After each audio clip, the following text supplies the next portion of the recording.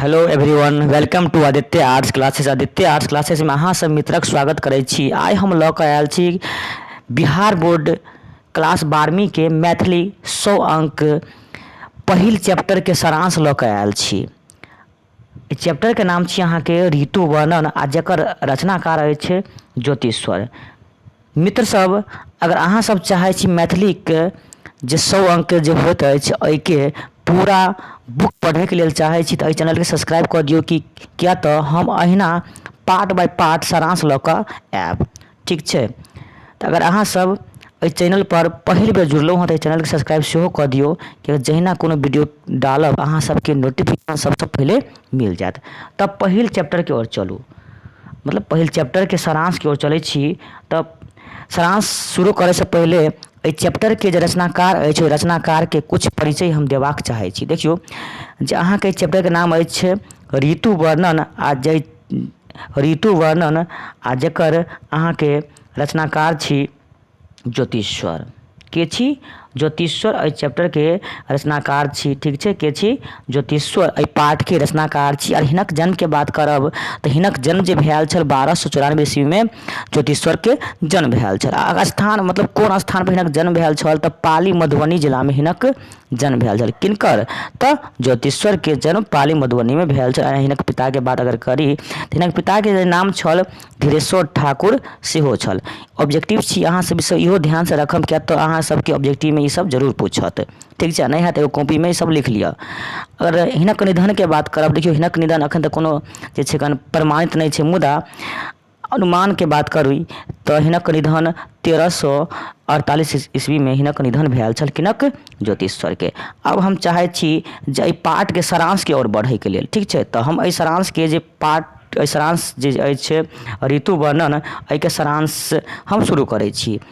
तऽ देखियौ एहिमे जे छै सब ऋतु के वर्णन कयल गेल छै। तऽ पहिल हम वसंतक ऋतु हम शुरू करै छी। देखियौ वसंत ऋतु के ऋतुराज सेहो कहल जाइत अछि। कि वसंत ऋतु के ऋतुराज सेहो कहल जाइत अछि। वसंतक आगमन होइते वृक्ष सब में नवका नवका पल्लव सँ सुशोभित भऽ जाइत अछि आ सर्वत्र फूल फुलाए लागै छै। मित्र सब, कि सर्वत्र जगह फूल सब सेहो फुलाए लागैत अछि और मल्य पवन गतिमान सेहो भऽ जाइत अछि।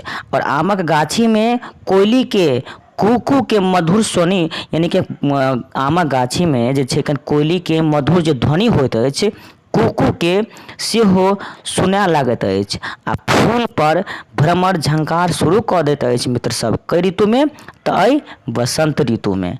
ठीक छै, एहिके बाद ध्यान देबै कहै छै एहि ऋतु में प्राकृतिक जे छै मादक बनि जाइत अछि, मतलब रुक जाइ छै, मादक बनि जाइत अछि आ कामदेवक अपन प्रभाव सेहो देखबऽ लागैत छथि आ पति विहीन गृहिणी अपन पति के आगमन लेल उत्कंठिता भऽ जाइत अछि। कई ऋतु में?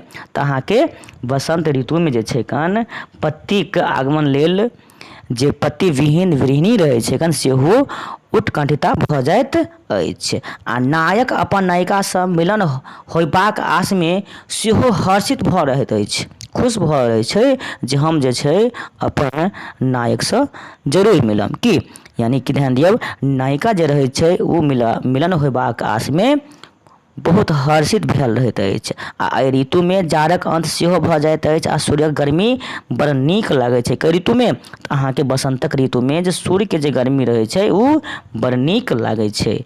ठीक छै ने?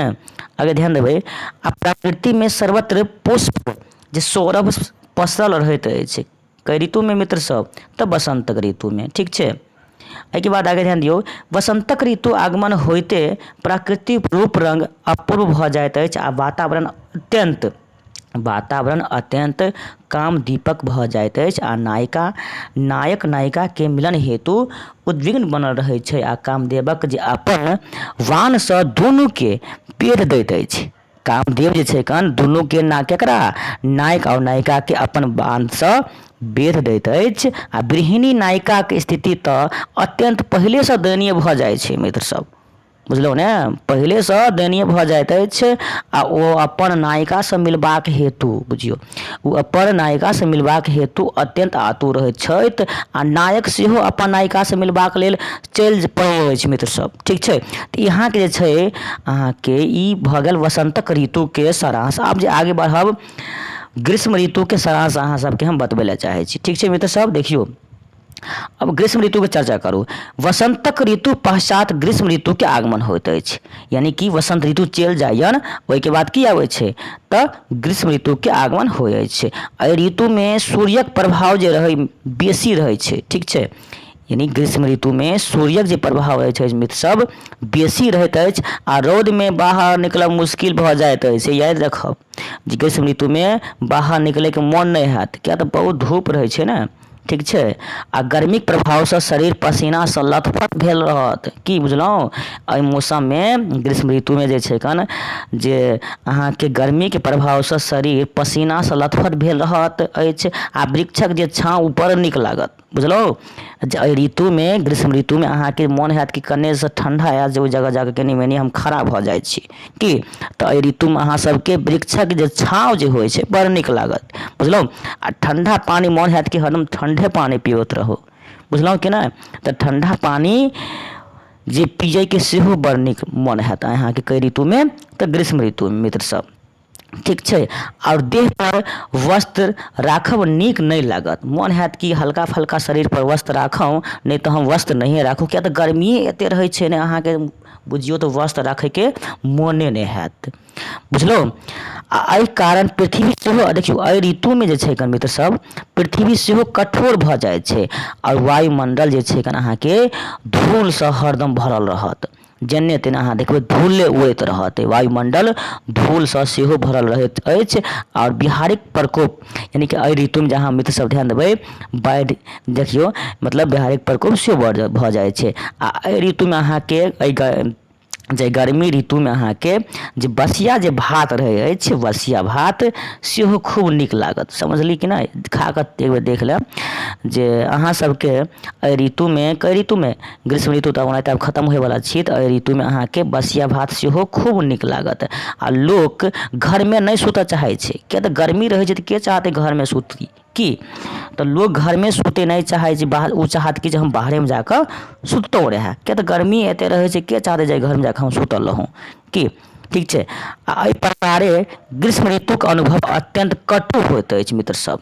एहि प्रकार देखै छियै कि नहीं जे ग्रीष्म ऋतुके जे की होइ छै कन जे प्रभाव अत्यंत कटु होइ छै। मित्र सब अगर अहाँ सबके वीडियो पसंद आबैए तऽ ई चैनलके सब्सक्राइब कऽ दियौ, नीचाँमे छै लाल बटन ओहिके जाकऽ टच कऽ दियौ। अगर नहीं पसंद अइए तऽ कोई बात नहीं, आगे बढ़ू। ठीक छै, आगे देखियौ कहै छै एहि ऋतुमे पारडिक लाल फूल फुलाइत अछि आ पोखरीके जे पानि सब होइ अछि से सब सूखि जाइ छै। अगर वर्षे नहीं हैत तऽ पानि कतऽसँ रहत मित्र सब, और प्रायः सुखा जाइत अछि आ सूर्यक जे प्रभाव बढ़ि जाइत अछि मित्र सब। आ राति एहि ऋतुमे की होइए छोट राति होइत रहै छै, बुझलहुँ कि नहीं।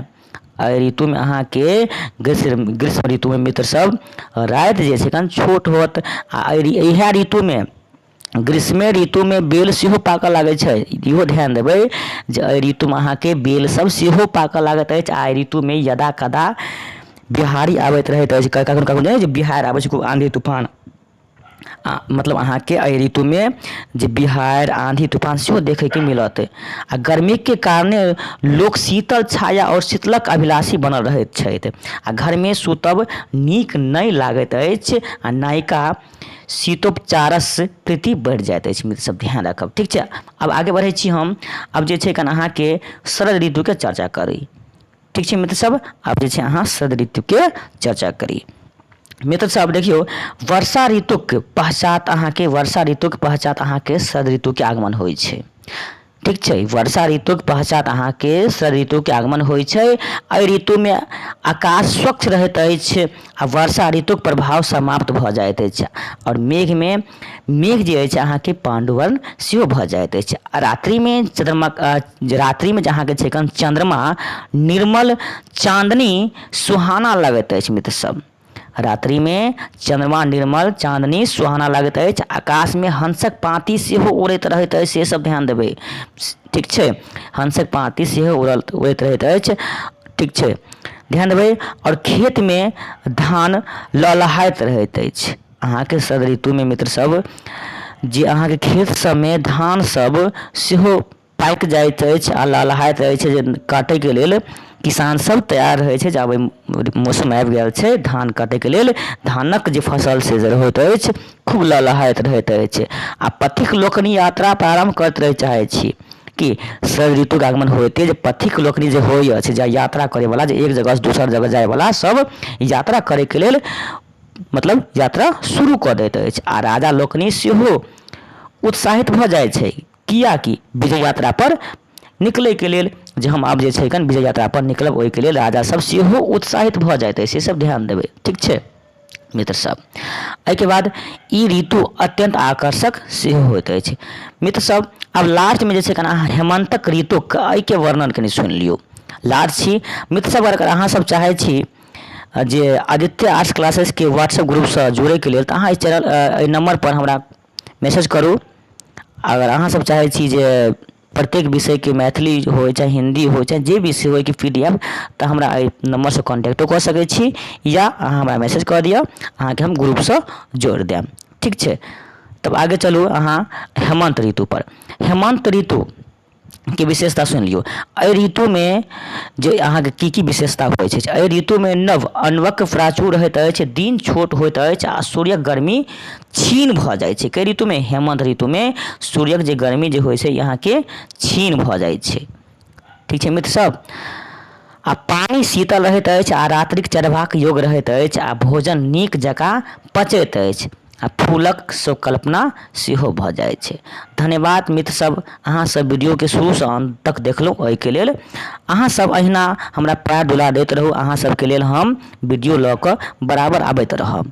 तऽ अहाँ सब अगर वीडियो पसंद भेल तऽ चैनल के सब्सक्राइब तो कइए दियौ, आ बेल आइकन के सेहो प्रेस कऽ दियौ, कि जहिना हम कोनो वीडियो अपलोड करब अहाँ सबके सबसे पहिले नोटिफिकेशन मिल जायत। तो धन्यवाद अहाँ सबके।